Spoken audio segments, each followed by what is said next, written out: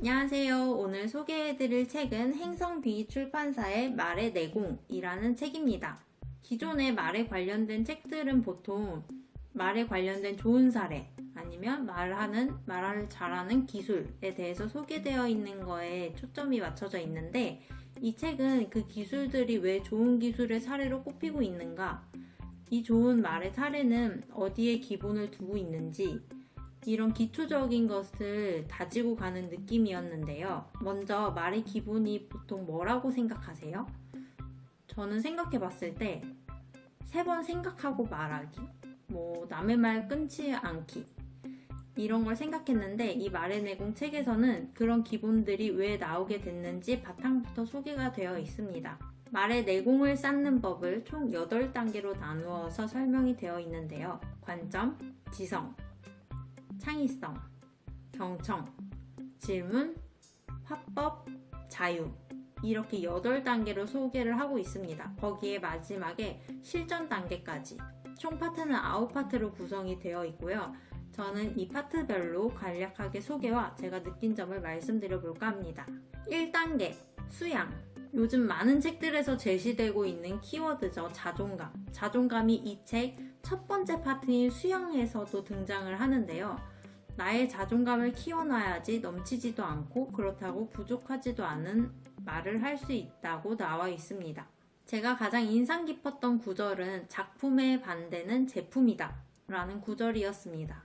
세상의 흐름대로 로봇처럼 남들 다 하는 입시 공부, 남들 다 아는 대기업 입사를 위한 스펙 쌓기, 로봇처럼 살아가는 제품이 되기보다는 나는 어떤 작품이지?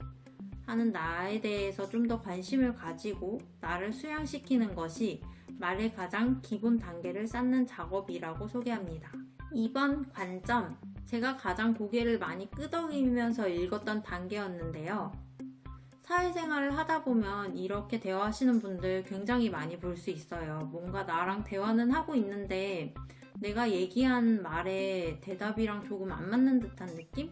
그런 느낌을 받을 때가 종종 있는데 이러신 분들의 특징은 말을 기술로 많이 생각하시는 분들, 말 잘하는 사례를 공부하신 분들, 이런 분들한테서 공통적으로 많이 볼 수 있는 현상이었는데요. 사람이 수천 가지, 수만 가지의 경우의 수를 모두 경험해 볼 수 있는 게 아니기 때문에 그렇게 수박 겉핥기 식으로 공부하는 것보다는 나만의 관점을 확립하되 올바른 관점을 확립해 놓고 그래야지 대화의 토픽, 주제가 계속 바뀌어도 그 주제에 맞는 나의 의견을 잘 펼칠 수 있겠죠. 3단계 지성, 4단계 창의성. 지성과 창의성은 함께 말씀드려 볼까 합니다. 제가 대학생 때 직업윤리라는 교양 과목을 들었었는데요.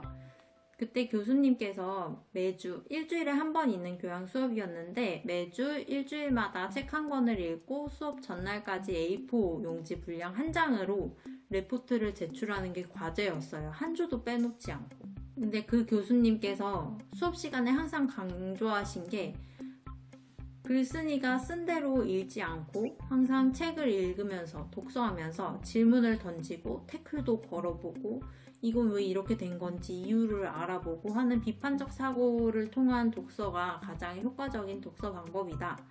대학생이 됐다면 독서법을 익혀두어라.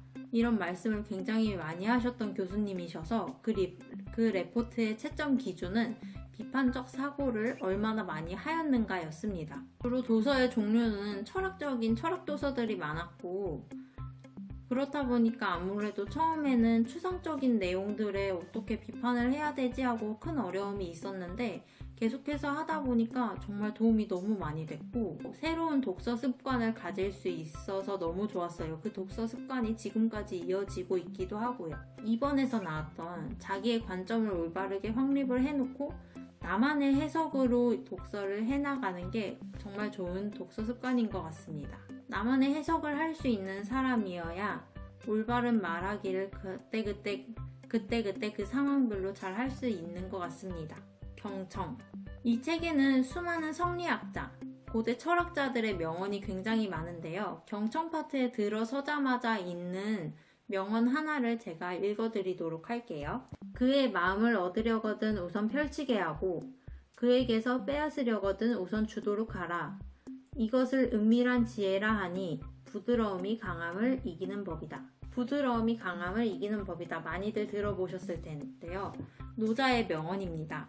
가장 와닿지만 실천하기는 가장 어려운 것 같아요. 지금 당장 이기는 게 아니고 지는 게 이기는 거다라는 걸 머릿속으로도 심지어 알겠는데도 그 잠깐 상황을 이기고 싶어서 실천을 잘 못하는데, 이 책에서는 경청을 이렇게 소개합니다. 경청하되 침묵하지는 말고 적절하고 걸맞는 리액션을 하고 최소한의 정보만 전달받으려고 하는 태도를 갖지만 의심하지는 말라. 6단계 질문.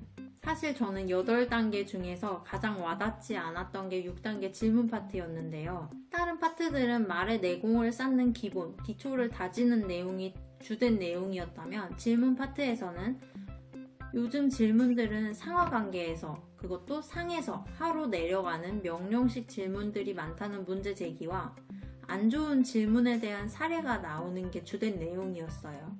또 제 생각에는 그런 내용도 물론 너무 좋지만 관계에 따른 질문할 때 좋은 태도, 혹은 질문의 타이밍, 질문할 때 어체, 이런 내용에 초점이 맞춰져 있었다면 좀 더 좋지 않았을까 하는 생각에 살짝 아쉬움이 남는 파트였습니다. 7단계 화법. 화법이라고 해서 이제 좀 실전에 사용되는 스킬이 나오나 싶었는데, 아쉽게도 화법에서도 아직 실전 내용들은 나오지 않고요. 화법에서는 제일 기본적으로는 쿠셔너 까는 내용에 대해서 많이 다뤘고, 대표적으로는 이해한다와 동의한다의 차이점에 대해서 많이 다루고 있었어요. 이해한다와 동의한다. 어떤 차이인지 아시겠나요? 저는 사실 처음 읽었을 때 이게 무슨 소리지 싶어서 페이지를 잘 넘길 수가 없어서 좀 오래 걸렸던 부분이었는데, 나중에 뒤에 설명을 읽고 내 주변의 사례를 생각해 보니까 간략하게 설명하면 이런 내용이었어요. 뭔가 의견 충돌이 있을 때 난 너의 의견에 동의하지는 않고 내 의견은 이러이러해. 근데 너가 왜 그런 의견을 냈는지 너의 상황을 충분히 이해할 수 있을 것 같아. 이렇게 들으면 동의한다와 이해한다 차이점이 조금 보이지 않으신가요? 이렇게 의견이 다른 상황이 있어도 적절한 쿠셔너를 깔아주면서 나의 의견을 말하면 의견 충돌이 생기지는 않겠죠. 실전에 사용될 만한 대화 사례 소개는 8단계 자유, 그 뒤에 실전 사례에서 소개가 되는데요. 실전 파트에서는 옛 성현들의 사례가 총 7개가 소개가 되고 있습니다. 7개를 모두 읽고 나서 말의 내공을 그래도 이제 한 권을 모두 다 읽고 마지막에 그 7개의 사례를 읽은 거였는데도 불구하고 어떻게 이렇게 대답을 할 수가 있지 싶을 정도로 나는 말의 내공을 아무리 쌓아도 이 정도 경지는 안 될 것 같다 싶었어요. 그 정도로 재치 있고 기발하면서도 상대방으로 하여금 깨달음을 줄 수 있는 그런 대답들 7개가 나와 있었습니다. 책이 저한테 쉬운 편은 아니었어서 페이지를 넘기는데 오래 걸리기도 하고 중간중간 단어 검색을 해봐야 될 정도였는데요. 또 스르륵 읽히는 책들보다 정말 도움이 너무 많이 됐고, 여러분들도 집에 한 권씩 소장하고 계시면서 계속해서 꺼내보고 거듭해서 읽어보는 것을 정말 추천드리는 책입니다. 그럼 오늘도 빡!